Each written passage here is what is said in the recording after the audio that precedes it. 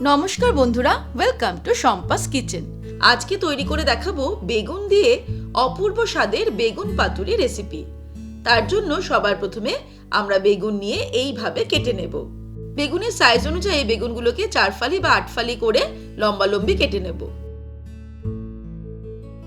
এই যে এইভাবে বেগুনগুলোকে লম্বালম্বি কেটে নিয়েছি, ভালো করে ধুয়ে নিয়ে জলটাকে ঝরিয়ে নিয়েছি। এবারে বেগুনের মধ্যে অ্যাড করব হাফ টিস্পুন পরিমাণে নুন, দিয়ে দিচ্ছি 1 টিস্পুন পরিমাণে চিনি আর হাফ টিস্পুন হলুদ গুঁড়ো দিয়ে দিলাম। তারপরে নুন, হলুদ আর চিনিটা বেগুনের মধ্যে ভালো করে মাখিয়ে নেব আর চলে যাব পরের স্টেপে। এবারে প্যান গরম করে তার মধ্যে নিয়ে নেব সর্ষের তেল, প্রায় 3 থেকে 4 টেবিলস্পুন মতন। এই রান্নাটা সর্ষের তেলে করলেই খুব ভালো স্বাদ হবে। তেলটা ভালো মতো গরম হয়ে গেলে এর মধ্যে বেগুনগুলো ফ্রাই করে নেব। বেগুনগুলো ভাজতে খুব বেশি সময় লাগবে না, উল্টে পাল্টে বেগুনগুলোকে ভালো করে ভেজে নিতে হবে। বেগুনগুলো ভাজা হয়ে গেছে, এবার এগুলোকে আমি তেল থেকে ছেঁকে তুলে নেব। এবারে ওই তেলেই ফ্লেমটাকে একদম লোতে করে ফোড়ন দিয়ে দেব। একটা তেজপাতা, একটা শুকনো লঙ্কাকে 2 ভাগ করে দিয়ে দিলাম আর দিয়ে দিচ্ছি হাফ টিস্পুন কালো জিরে। তারপর ফোড়নটাকে ফ্রাই করে নেব 10 থেকে 15 সেকেন্ড। এবারে এর মধ্যে অ্যাড করে দেব সর্ষে, পোস্ত আর কাঁচা লঙ্কা বাটা।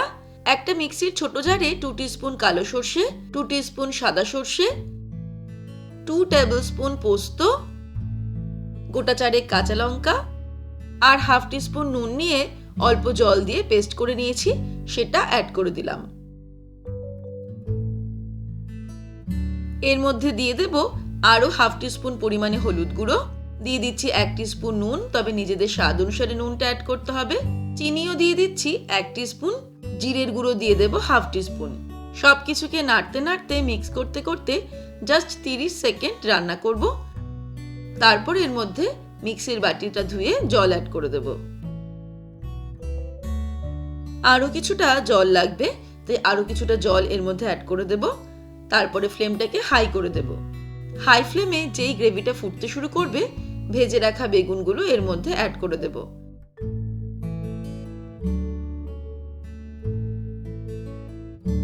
বেগুনগুলো অ্যাড করে ফ্লেমটাকে লো করে দিলাম।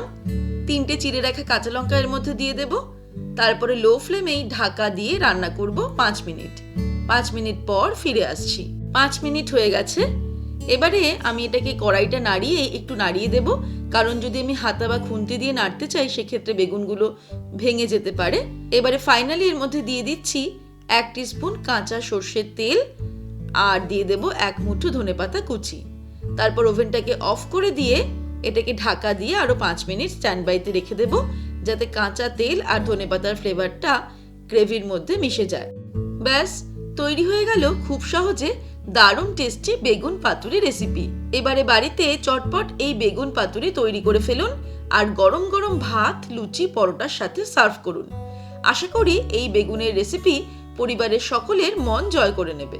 রেসিপিটা ভালো লাগলে লাইক ও বন্ধুদের সাথে শেয়ার করার অনুরোধ রইল। আর আমার শেয়ার করা এমনই নতুন সহজ রেসিপির আপডেট প্রতিদিন পেতে আজই শম্পাস কিচেন চ্যানেলটা সাবস্ক্রাইব করে নিন আর বেল আইকনটা প্রেস করে অল নোটিফিকেশন অন করে নেবেন।